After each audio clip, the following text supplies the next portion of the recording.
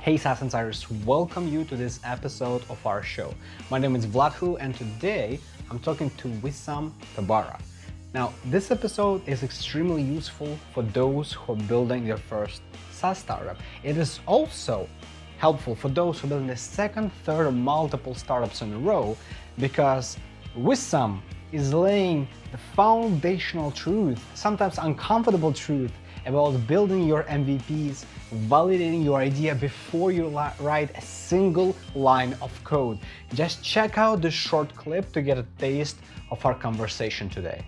So you usually start with a problem phase, right? And the mistake that often first time usually entrepreneurs fall into that they want to solve a problem, but they're not very flexible with how they want to solve it. I've yet to see a startup that from the day it started, and if it made it far in product, let's say V1 or it raised or it got a lot of adoption, where the idea is the same and it has not been refined over time, right? If you will be taking notes as well as I do during the episodes, you'll have multiple pages of to-dos and to-bes to implement. So I recommend you to listen to the full episode right after this short sponsor segment. This episode is sponsored by the SaaS Insiders Studio. We help SaaS founders build their minimum viable products, MVPs, launch quickly, find a product market fit, and grow from there. SaaS Insider Studio works with non-technical founders that are on the pre-seed or seed stage to help them execute on their product vision. To learn more, go to my LinkedIn profile that you can find in the description to this episode and shoot me a direct message there. All right, let's jump straight into today's episode. SaaS Insiders, I welcome you to this episode of our show. Today, I'm joined by Wissam Tabbara. He's a founder and CEO of Truebase. Today, we'll be talking about his company, how he got to the stage where he is, and also discussing some of the topics that are really important to you, which is how do you build your MVP from your idea? How do you take it to the market? And what are the next steps you should take as a SaaS founder to lay the foundation for success? With that said, Wissam, I welcome you to the show. Happy to be here, Vlad. Thank you for having me. For those who might not know you yet, if you could give 1 or 2 minute introduction of who's Wissam, where you're coming from, what you're currently working on right now. Yeah, happy to. I've been doing startups for a while. I started my career as a technologist in Microsoft. And, that's like back in the days, 2006, 2004. And started with Ad Center. It was like the new branch. And everything was going really well for me there. I was like growing on all the measure of success. My team is growing, my getting great reviews and everything from compensation and everything else. And in 5 years, I was having a great career at Microsoft, but something was not right there for me, right? So it felt like I needed change. And it didn't take more than a call from a friend to go start a startup. And that was Simform. And that was actually over 5 years, we went and built this startup and we took it far. We raised a lot of money in funding and we got acquired 5 years after. And since then, acquired a lot of skills and network to really go and be able to stay in the startup world over time. I had the chance to participate in 4 so far, and I was blessed to be part of 2 exits. I had my ups and downs, and I carry a lot of scars on me and a lot of learning. I also spend a lot of my time, this is what I love to do, and like mentoring and helping other founders as well. So I get to learn and really share the 2 cents or the mistakes that I learned with others as well. Currently, I'm working at a company called Truebase. We have, like most startup, even though you've done it before, each startup is a new beast. It's a new setup, it's a new market, it's a new learning. And that's, I think, a lot of the appeal of being in a startup. Happy to tell you more what we do, but I want to tell you we've done 3 pivots over time, tons of experiments, a lot of customer discovery. And the journey today, we have raised our seed round, we have 12 employees, we launched our product, and we're signing up customers as well as we go. So things are working well, but definitely it was a journey to get here. Got it. Got it. That's pretty inspiring. It also tells me that like every new journey is something different because you've been a part of two exits already, and still when it comes to pivoting, it still means that every time you come with a learner kind of mentality, you're trying to learn the industry that you're in. I'm curious if you could give maybe a couple sentences of intro for Truebase, because we have a lot of SaaS founders also curious about this, but also a lot of VCs that are listening, it might be interested to having some more conversations. So could you give a couple of sentences describing what Truebase Right. is currently doing? Yeah, happy to. So Truebase helps you discover new customer efficiently.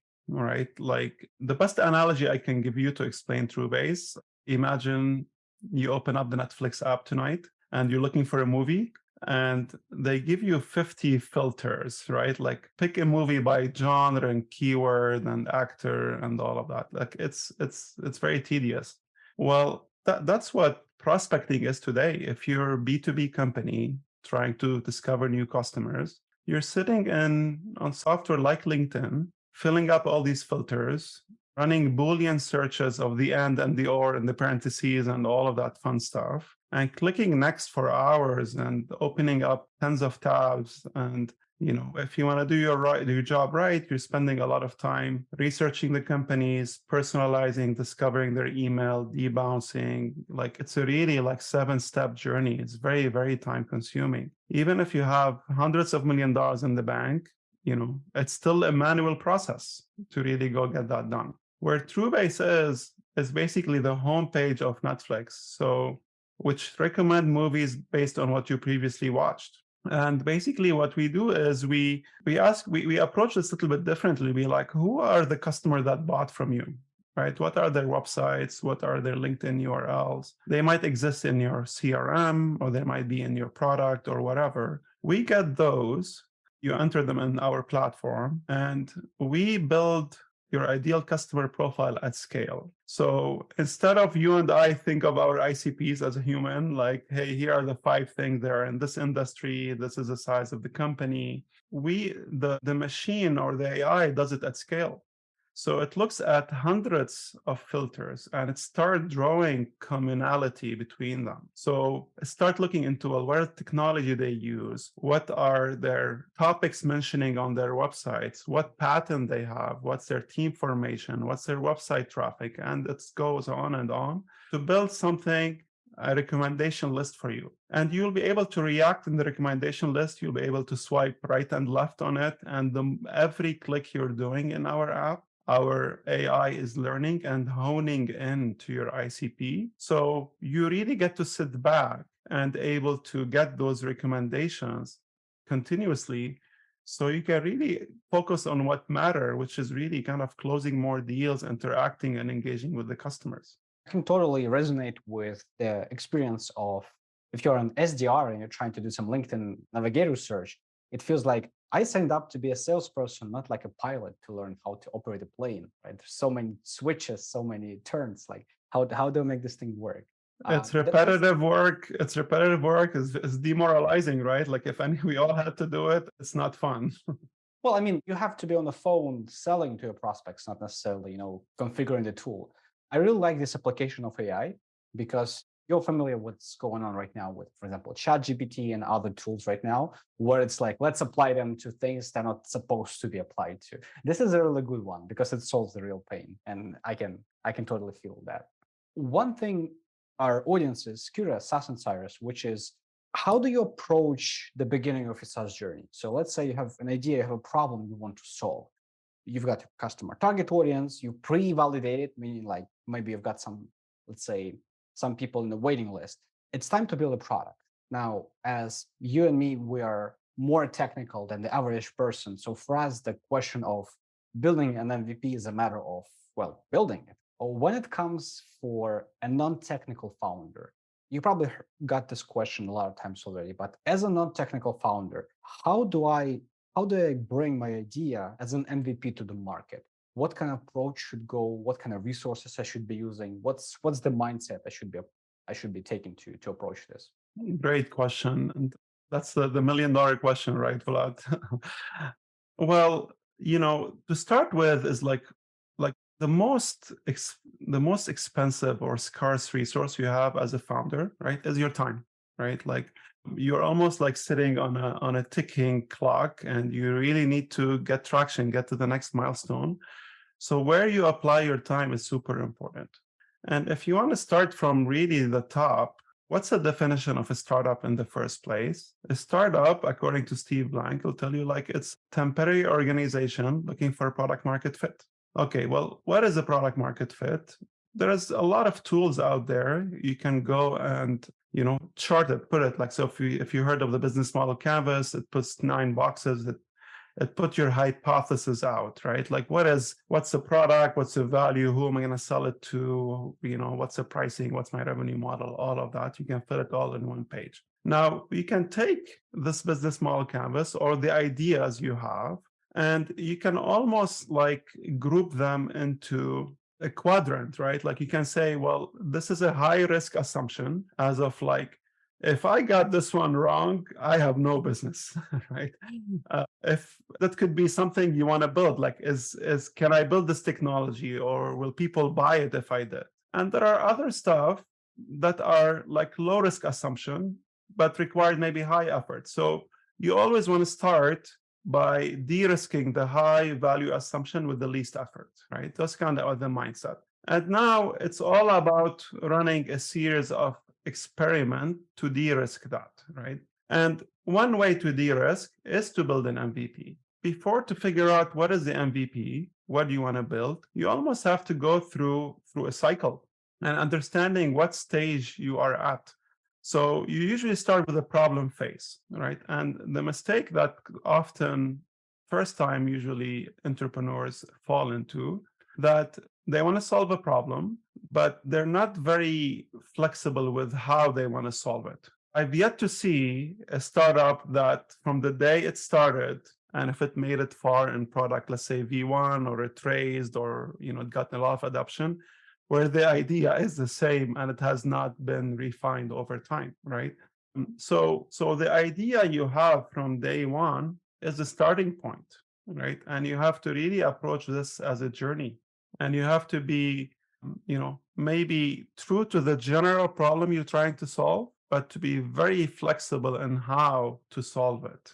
So what does that mean? So a really good starting point is in the problem phase, is to understand the problem, right? For example, whatever you want to build, it's a hypothesis at this point, right? You can go talk to a lot of people, have them do most of the talking, and say, tell me, how do you solve this problem today, right? And you can even rate. It'll be like, is this problem really, is it a painkiller or is it a vitamin, right? What I mean by that, can they live without it, right? Or do they must have it? Or what's the impact it's going to have on them when you're able to, when you provide a solution for it? So that's usually where you want to spend a lot of time. And the more you feel that your job became boring, as if everybody is telling you the same thing, this is the problem, right? You have landed on a problem and there is no efficient way to solve it, then you can graduate to the stage 2, which is a solution, right? Do you have solution interviews, right? And there you're now switching. You'll be like, you might have sketched something, or you might build an MVP, right? Depending on the market or how you're able to do it. Today, there's a really good solution where you can, go mock up something and make it more interactive, and you might get more feedback at scale, right? And that's where you start validating the solution, if that makes sense. There is so much to unpack here. So that's insiders. I just made a couple notes. I want to summarize this for you so you can pick it up as well. To start, first of all, start with de-risking the high-risk assumptions, meaning you take something that can take you out of business if you got this wrong, and start with that. Because a lot of times founders focus on something that's like, let me think about this, like unimportant, like minor stuff, like some small benefits, small features in my app, while the main problem is not addressed. The second is, don't get attached to the idea or to a specific solution. Get attached to the problem. I refer to it as like almost like my startup is my baby, meaning that they're so proud of this is my solution, while they should be obsessing about the problem itself. And that's what basically the pivot is, which is trying to like my solution is not working. What's the better solution for this problem specifically? The third one is painkiller versus vitamin. That's very, very popular. Let's make sure someone has their like hair on fire as your customers. They need help right now. That's like Right. limited, right? And the fourth is solution introduce as well, like making sure that it's what they really want. I think with some what you told is basically all those steps are just a preparation before you actually build something and you start testing it. A lot of founders spend 80% of their time building the MVP and focusing on that Right. and skipping this part. While to me it sounds like this is the essence of it. This is the essence. Like you do all this preparation, all of this research before you build it. Otherwise, it's almost like jumping out of the plane and forgetting like how the parachute works. It's kind of trying to figure this out on the fly, which is fatal in the most cases. True. And you with again going back to the time as the most scarce resources here. How many like I don't love baseball, but I will do the baseball analogy. How many time you can bat, right? The more iteration you can do, the more success or potential of success you have. When you start with the product building, right now iterating, it's a longer cycle, right? You have to go and move a lot of things to keep on iterating and iterating, where in reality, you can de-risk the higher risk assumption. There are many methods you can do that. Like I'll list few of them. You can go create a landing page and have people sign up on trial, right? That you can do that within a day, and you can validate that will people buy, right? So before you go build it, you can go say, will people buy it, right? You can go, and I already mentioned, like you can do the mock-up of an interactive mock-up and sit with a lot of people and say, hey, is this app solving the problem before even writing one line of code, right? So there's many things you can do initially to really have more confidence in what you're building as you go. And that could save you a lot of time. Like I will tell you, like we've done at Truebase many of that, and what we thought will be super valuable, man, we got proved wrong, right? Even and by the way, all this validation, you're still gonna end up building, and you're still gonna be learning and proven wrong. But at least you're not spending time pivoting like a lot on a bigger pivot. It's more refinement than anything else. I guess you already trained your muscle of when you're proven wrong, it's nothing personal. It's just that the assumptions were wrong and it's time to pivot, not like, oh, my business is failure. Right. So the other, like to make this more complicated, especially for like to give the idea for the first time entrepreneurs, is that you might be doing everything right, but the market around you is changing, right? So what does that mean? So with Truebase, when we started, I just introduced Truebase as a sales B2B prospecting. We started in recruiting, right? We've done a lot of that work for recruiting. We have signed up paying customers, build the product, figure out the go-to market. We felt really good about ourselves. We start talking to investors. We start getting term sheets, and then COVID hit, and then everybody started laying off, massive layoffs, and our world changed. So there's that too, right? Now, luckily, we were able to weather all of that, and we pivoted, and I really like where we are right now. But there is the aspect of the unknown of the market. So you might do everything right, and the market might be switching around you. I think they call this black swan event, meaning something that comes out of the blue. No one expects that. No, this will never happen. No, COVID, like it wouldn't be possible. Like some of the military things happening in the East is like it hasn't happened before, but there's a boom, and it does. So True, but like also there's other, like I don't want to say the only like generative AI right now, incredible opportunities. So there's other like even positive things in the market that could eventually change your assumption and you'll be able to react to it. Oh yeah. A lot of tools that we're building without relying on AI. Now, boom, this technology is so available. If you don't use it, someone else will. So it's a matter of how do you change your gears quickly. There are a couple of things you mentioned here I want to like highlight, which is one, sign up for trials before you build a Mhm. product. Right. I love this one. I always tell people I work with as founders is create a landing page before we build it. Let's get a few Mhm. signups. Like the worst thing that can happen is you've got a waiting list of people that you can Right. send emails to, right? So that when you launch, you don't start from zero. You start with people who are interested, and you've got some sort of the pre-validation of the interest here, compared to sitting almost like hunting, for ducks, and then you Right. launch, boom, and you start from zero. Like, what are the ducks? Well, you haven't prepared the land for them, so like no wonder. And as for the mockups, when you say mockups, do you mean some kind of prototypes, some kind of like interactive demos? Yeah, interactive, like like all the Figma and of the world, you can go like draw things that looks very like high quality, and you can link them together, and you can run it on your iPhone app if you want, and it will look like an app, and you can show it like to only do a few things in order, but you really get an amazing feel like you're working with the product. You can turn that around in a weekend, right? And if that looks good and people are really nodding for it, then you can go build it.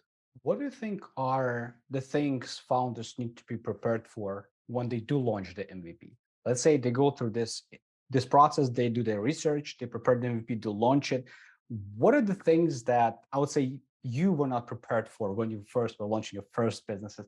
What are the things that caught you off guard that you wish you knew when you launched it? Like, I actually made the opposite mistake. I'll be like, I waited too long, right? Like I operate under the mentality, if what you put out there, you're not embarrassed enough by it, then you waited too long. By the way, MVP, most people refer to it as a product, but even for established product, we actually put an MVP every week. Now, any feature we want to build, we build it as an MVP. It does not look polished. We usually reiterate on it on the next few sprints, but it always comes out as an MVP. And by the way, the mentality of testing something before trying it out, that does not apply only for new product. I'll give you an idea. We were trying to put and I didn't do this with the startup, I've done it with a different startup, but we were testing what do we want people to sign up with, right? Do they want to sign up with Google or LinkedIn or email only, right? Each one is not much. It's like maybe 3-4 days of implementation, right? But we have 10 options. What do we use? Which one will people want to use? So what we did, we actually put the two we supported at the time, and we put the third one as an experiment. So when they click on it, right, for a small set of users, right, it was coming soon. They get a message, oops, this is coming soon, right? So you could have been iterated on this out of the 10 and figure out which one do really people want, and that will give you more impact in your product. So there's like the mentality of how to build this and save time. It's not just for new product. It can carry with you for existing products as well. this is gold here. When it comes to the quote, if you're not embarrassed when you launched, it's too late. I think it's from Eric Ries from Lean Startup, right? Correct. Yeah, absolutely. Absolutely. As for launching features coming soon, I think Buffer did it way before. If you know, Buffer is like a scheduling software for social media posts now.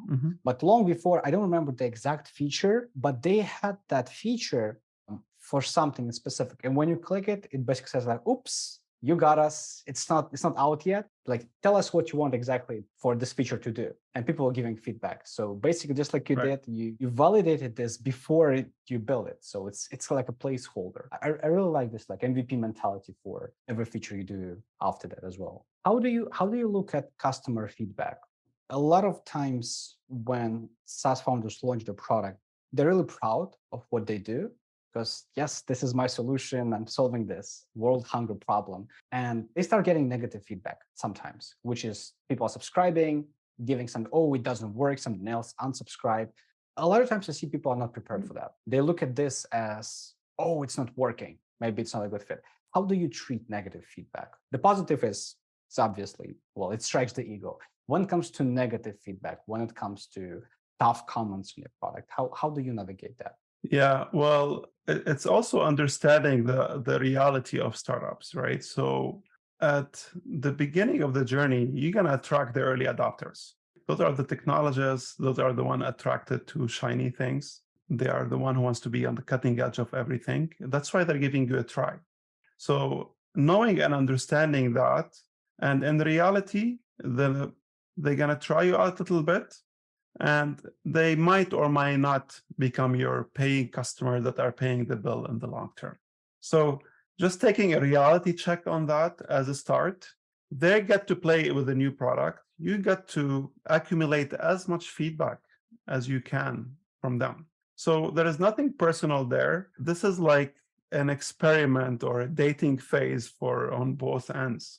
So there is really, like nothing personal here. You're building a new product. There is no way you're going to build a product that resonates with everybody from day one, right? I have yet to see that happening. So that's part of doing business, right? You are iterating and you are learning. Now, what I noticed, especially with the early stage adopter, having the mentality where you are, like, hey, we are in the early stage. Like, don't sugarcoat it. Don't try to pretend you are somebody that you're not, right? They are here because you're new. They are here because you're a startup and they're taking a bet on you.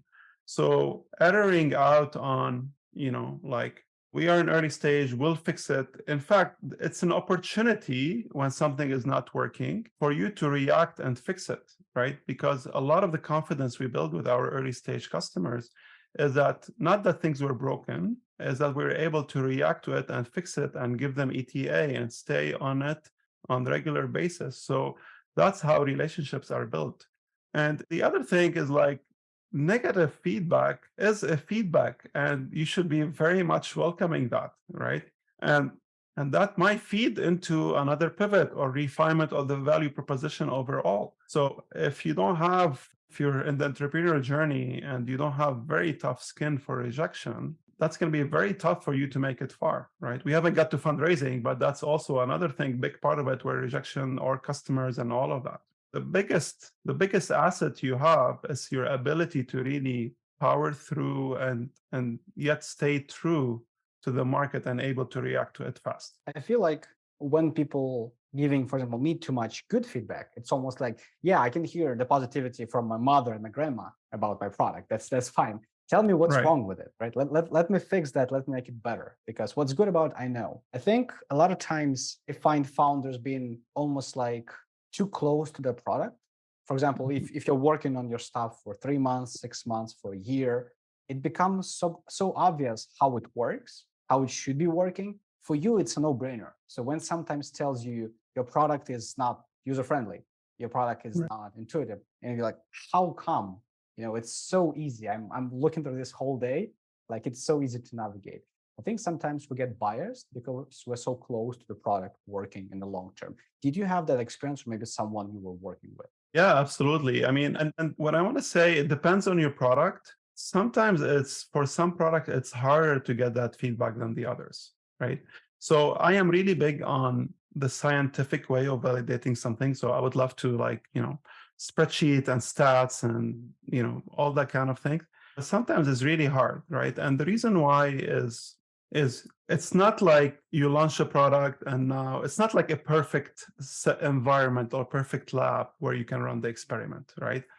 Because you launched the product. While you're launching the product, you had issues, you're updating, adding features. And at the same time, I don't know, it was a holiday weekend and people came in and they couldn't use it as much while you had a campaign running. So it's really hard to see through all of this and to run it in a really, like, experiment, because there's so many moving parts.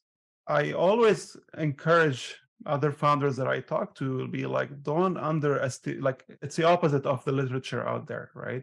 It's like, don't underestimate your guts, the anecdotal of this, and how do you, like, feel and how do you think is going on.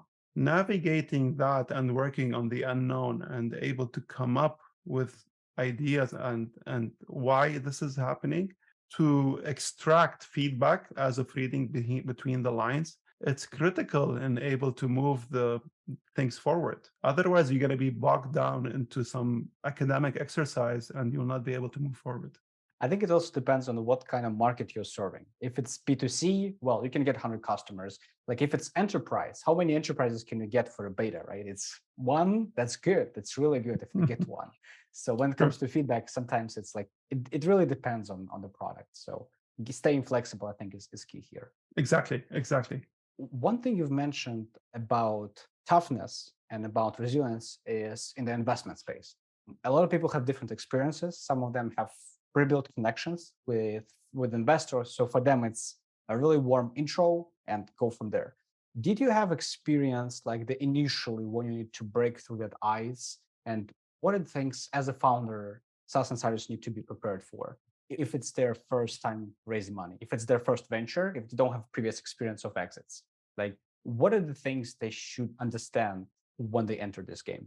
First time fundraising, there are common tactics you can do and it will greatly increase your chances of fundraising, right? And I'll start by thinking about who do you want to fundraise from and what stage you're at, right? So obviously understanding the pre-seed stage, the seed usually. The pre-seeds, the friends and family, people in your network, if you're coming from a corporate, is your VP at that corporate, right? They know you, right? They're investing in you. You're usually asking for little money and you have very little to show. So that's usually like the beginning, the friends and family around or more.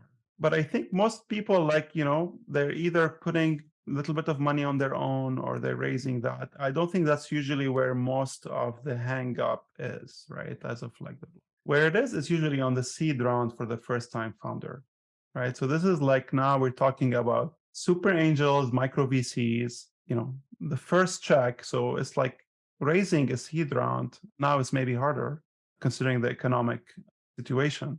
But it's like a 3 to 6 month journey, for a first time founder, right? And if let's say you're raising like a $3 million, the first one, the lead, will take 50% of the time. So it might take you 3 months to find a lead, right? So now we've been talking about B2B prospecting and all of that and cold outreaching. Investors are all about relationships. You have to have a path. I know Vlad know, John, an investor. If Vlad does the intro for me, if John thinks highly of Vlad, right? I have a way to go pitch John. That's how it works. So how many Vlad do I know that can make intros? And it gets a little bit harder, right? Because let's say I'll take about Truebase, right? We're raising a seed round will be what are the VCs that invest in seed round? That is very important. Big mistake. People go talk to anybody with money. That's a waste of time, right? So who invests in seed round? Who invests in your space? And even when you narrow down on the fund, who is the right managing partner to talk to, right? If there are 4 managing partners in a fund and you go with a consumer because Vlad know them and they're doing the intro, that's a wrong intro. You probably want to talk to Allison who's doing the B2B, right? So getting the right introduction is very important. Understanding what's important to the fund, right? Somebody will take the intro. They will not pass it to another partner because there is financial incentive for the investor to be part of on more established funds. So that's why getting the right intro is important. Okay. It gets to the golden standard of the intros, right? So let's say I have Allison, I identified Allison as a target for me, and I cleared out, this is another very important thing, cleared out that Allison doesn't have a conflict as of she didn't invest with similar companies before, because that's one of the most embarrassing things. I put Vlad to make me an intro, and then Allison quickly reply, you'll be like, oops, I have conflict. What does that mean? I have not done my research as a founder. You clear all of that out. They do invest in a seed round. You've done the research, and that's quite a bit of research, and you can get help on that as well. I always advise for that somebody to do the help. Otherwise, you're spending your time on the wrong thing. And now there's a golden standard, right? The best person who can do this intro is a CEO that raised and turned money to this investor, right? That's like, let's call that to be the number one, right? Number two is the CEO that raised but didn't turn money or never turned money for that investor, right? So you start working that list all the way, and the bottom of the list is your next door neighbor or a service provider or whatever, even though they know them really well, but it's not, there is no weight on that intro that's being made. So very good hack on that. That's why I say the 3 to 6 month cycle for fundraising is you reach out to all these CEOs who have raised or maybe turn around investment, and you ask for feedback on your product. So you say, hey, here's what I'm working on, here's what I've done. You just ask for 20 minutes of their time. That you can call outreach, and you might get replies, right? Somebody will get, and you have now 20 minutes. You want to, first of all, you will learn. Those are smart people that's done this before. At the end of the call, if they walked away, you connected with them on LinkedIn, and they think of you, you know what? I'm okay doing this intro, right? If I was asked. Why? Because, Vlad is smart. He's working hard. He's thinking about it. They have a lot more to figure out, but I will not be embarrassed to do this intro. And remember, as a CEO, I'm not just doing, the person asking me an intro a favor, also doing the VC a favor, right? Because they're all about deal flow. So I look good as a person doing the intro by doing that. That's a very important hack. The three most important thing, and if you want to do entrepreneur as a career, is obviously have enough financial stability so you're able to try this more and more. Have the skills and the expertise, but most importantly, the network. So if this time this CEO couldn't do the intro for you, maybe next time they will. And that's how you build the network over time. That's Cyrus. If you pick this up, this is a really comprehensive step-by-step list on how to approach a VC. And if you pay attention, you need to do all of this before you even open your mouth in front of the first investor. There's so much preparation. While I see a lot of times people giving advice, just get the list of 100 VCs and just do cold email. I'm learning from my mentor from the VC space, and he also tells that it's almost like a private club, meaning like it's really hard to get in. They intentionally reject sometimes cold outreach because that means you have no idea how to network. You have no idea how to approach them, which tells them you might not be able to raise the next round because they're interested in taking you to the next round so that they can get valuation increase or the exit. So it tells them that you don't know how to make those connections, right? And God forbid you pitch it to someone who either has a conflict or just not a good fit. I heard stories when just blacklist you, and that's it. Like you have no idea what you're doing, so you're not welcome in that club anymore. It's true. And one more thing I want to add to that, Vlad, that's 100% true. It is private club. I will do a mental exercise, and I think it's very true. I don't have proof for it. There is some Slack channel, text group, like when you talk to, especially, Bay Area investors, they talk a lot to each other, right?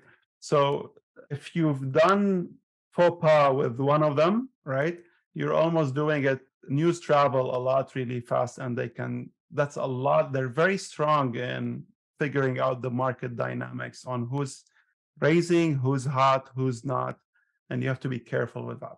Really, really good advice. Really good advice. What we're speaking right now is a VC, right? It's venture capital.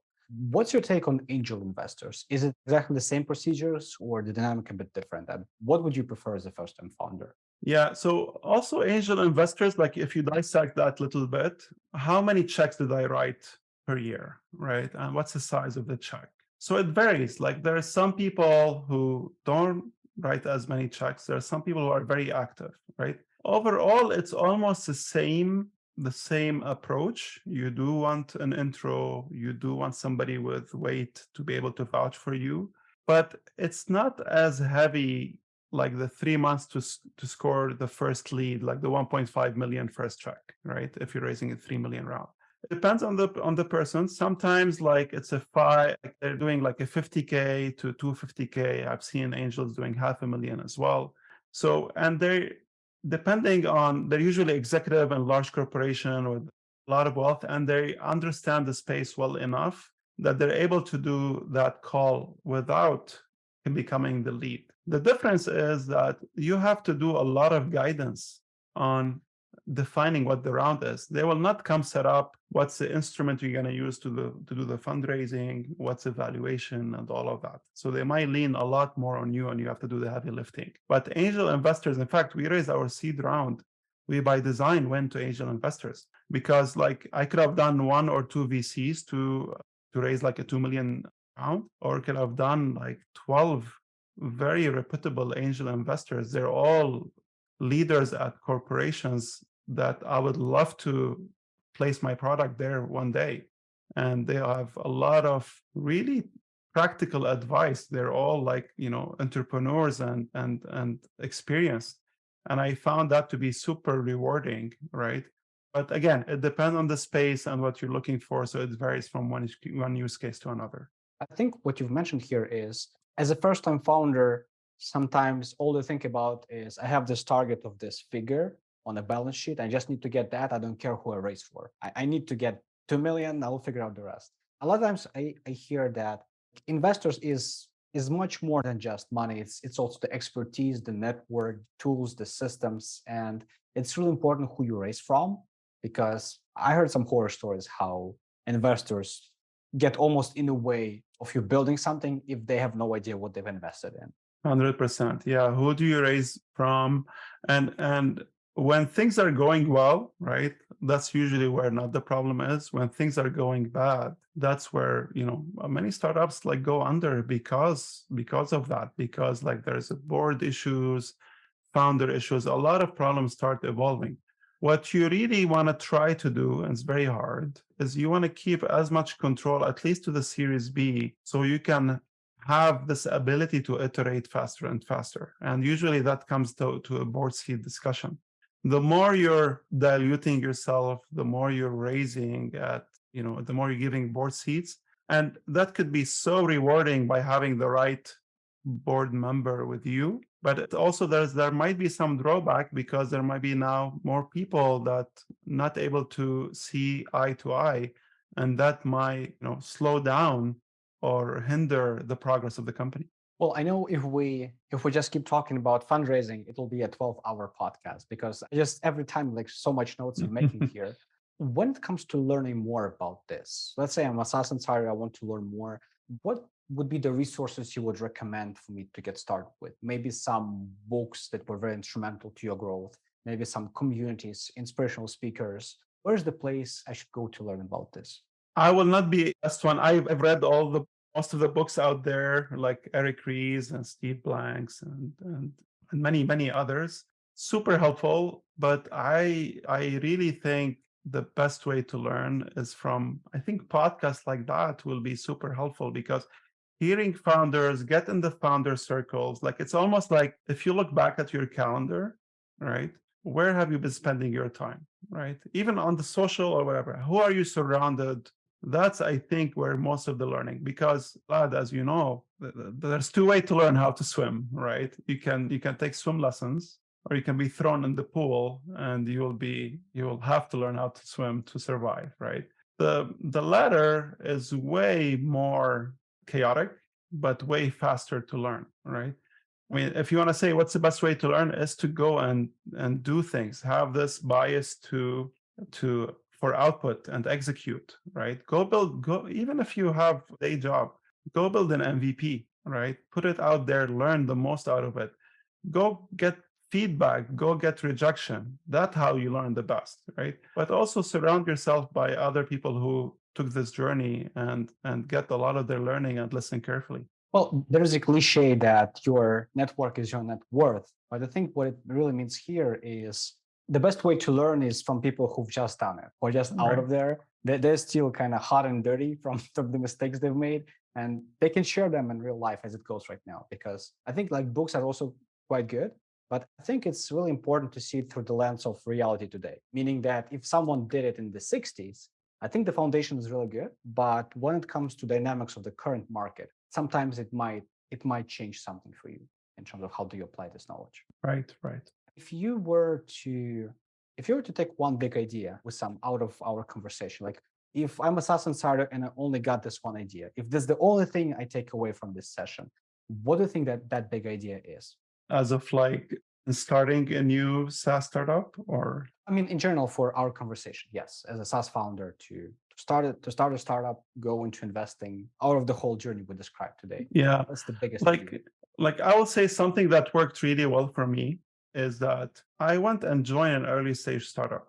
I didn't do a lot of mistakes, and it's almost you get one, like most people in their career, if you want to take a year or two off as a founder, it's like you almost get one try, right? And if you don't do it, and the most mistake people do, they take that with the least preparation, with the least knowledge, least experience.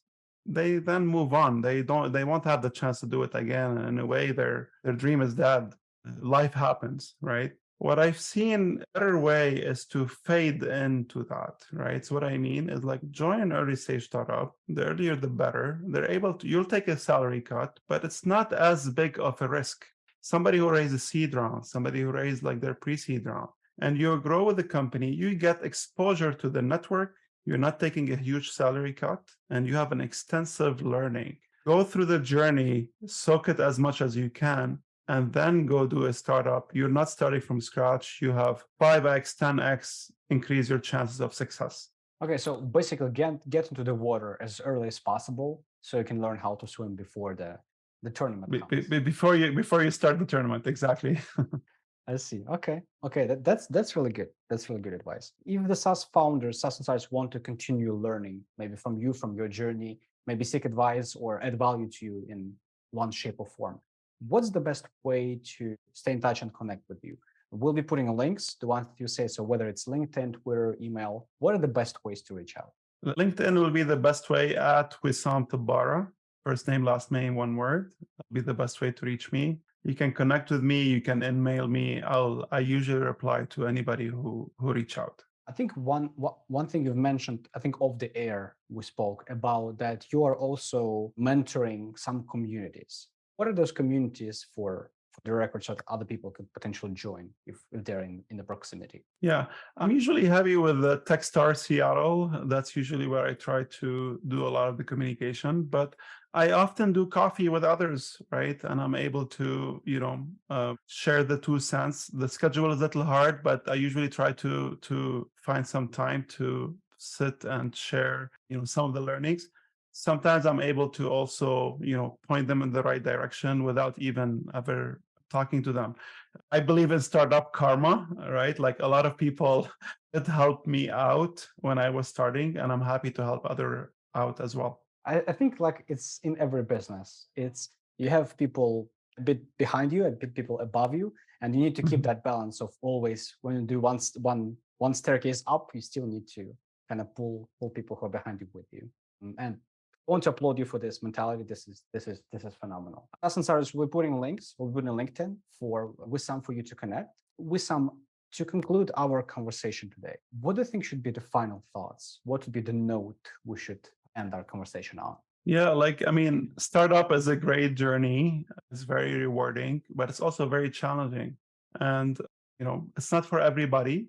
If it's something you want to pursue, think of it as a career. It's kind of like you might not be successful from the first time. It might be not as rewarding, but at the very least, get your priority in place and see what's important to you. And if that's a journey, it's very rewarding, or it could be very rewarding financially in the long term. It's very rewarding on day to day, but it's definitely a stressful one. And yeah, that's I will maybe the final thought I will leave with. Wissam Tabara, everyone. Wissam, I thank you so much for joining us on this episode today. Thank you. That was a lot of fun. SaaS Insiders, make sure to check Truebase, and we'll see you in the next episodes.